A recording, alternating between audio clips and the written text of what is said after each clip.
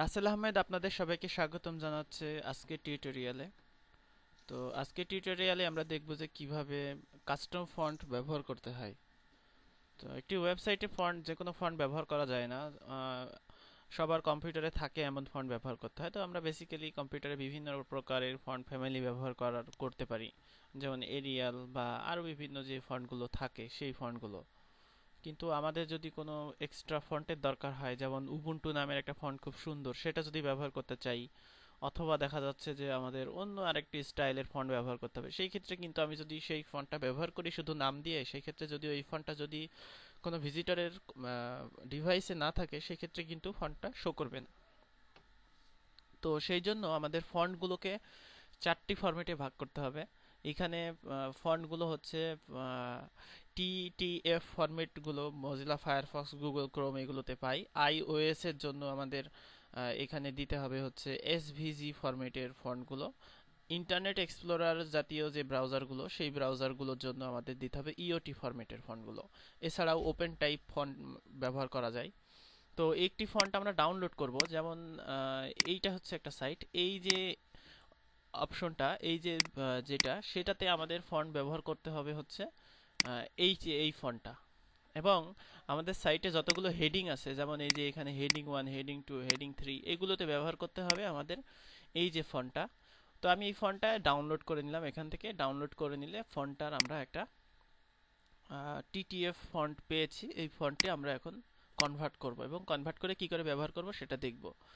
তো প্রথমেই আমি আমার যে ডাইরেক্টরি,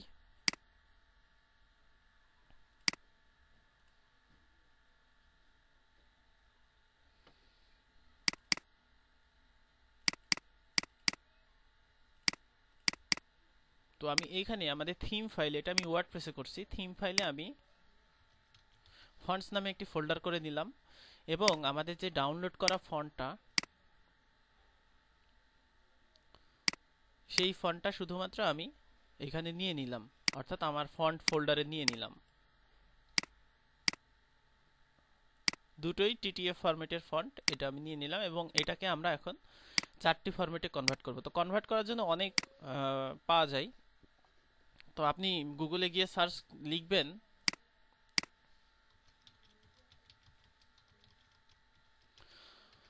ফন্ট ফেস জেনারেটর, এটা লিখলে দেখবেন যে অনেকগুলো আছে, যেমন ফন্ট স্কোয়ারেল, বা নিচে দেখা যাচ্ছে font face and code and more, বা আরও এখানে নিচে আছে convertfonts.com, বা আরও যেসব হাবিজাবি আছে এখানেও আছে। তো আমি ব্যবহার করি কোড অ্যান্ড মোর এই ওয়েবসাইটটার। এটার ঠিকানা হচ্ছে fontface.codeandmore.com। তো এখানে আমি আমার যে ফন্ট, সেই ফন্টটা আমি এখন আপলোড করব।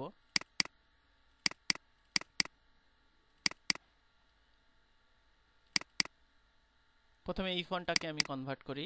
এরপরে I want my font face kit, এটাতে ক্লিক করলে ফন্টটা তার সার্ভারে আপলোড হবে এবং কনভার্ট হয়ে যাবে। এবং ডাউনলোডে ক্লিক করলে একটি জিপ ফাইল ডাউনলোড হবে। এই জিপ ফাইলের মধ্যে ফন্টে চারটি ফরম্যাটে কনভার্ট হয়ে আছে। তো আমি এটাকে ওপেন করলাম এবং আমার যে ফন্টস ফোল্ডার, সেই ফোল্ডারের মধ্যে এই ফন্টটা এখন আমাদের আর লাগবে না, আমাদের টিটিএফ ফন্টের সাথেই আছে। তো এটা কেটে দিলাম এবং এই ফন্টটা আমরা এইখানে রেখে দিলাম। তো হয়ে গেল আমার একটা ফন্ট কনভার্ট করা। এবার এইটাকে আমরা কনভার্ট করব। এইটাকে কনভার্ট করার জন্য ঠিক একইভাবে আমি এইখানে আপলোড করলাম, ডাউনলোড করলাম, এরপরে আমি ফন্টটাকে এখানে রাখলাম।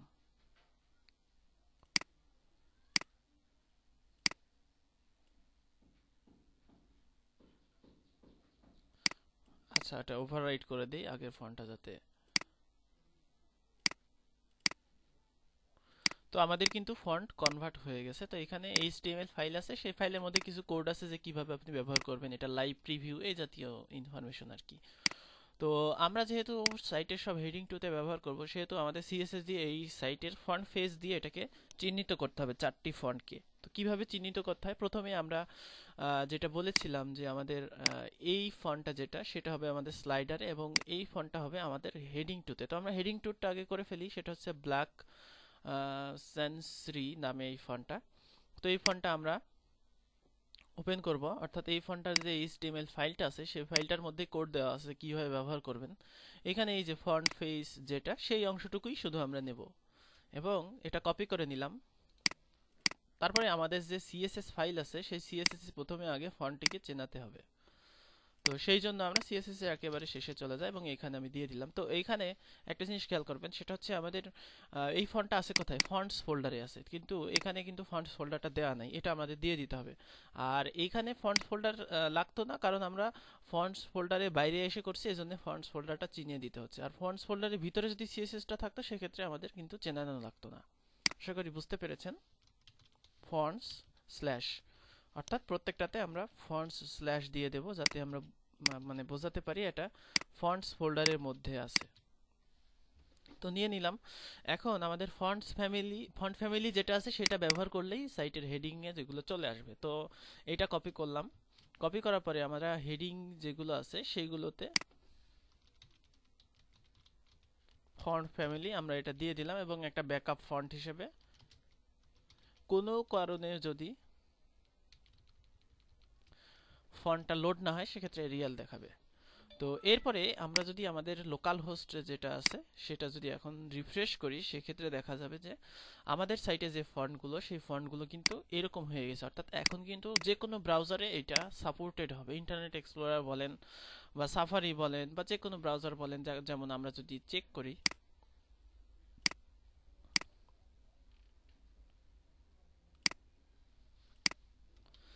সেক্ষেত্রে দেখা যাবে যে আমাদের ফন্টটা কিন্তু ব্যবহার হচ্ছে এবং ফন্টটা যে কোনো জায়গায় সাপোর্টেড হচ্ছে।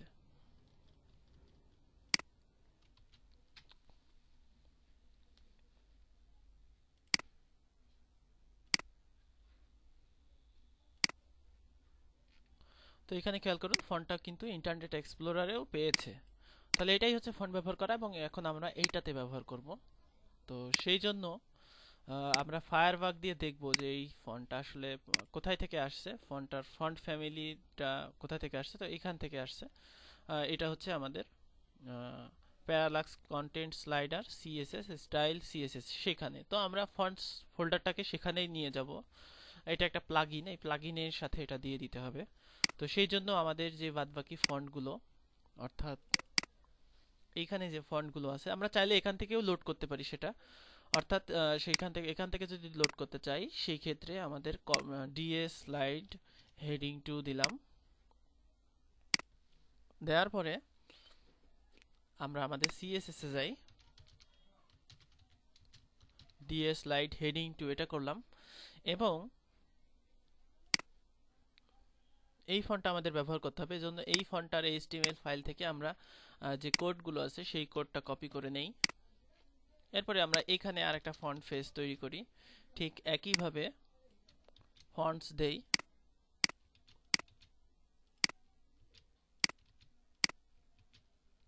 এবং ফন্ট ফ্যামিলিতে আমরা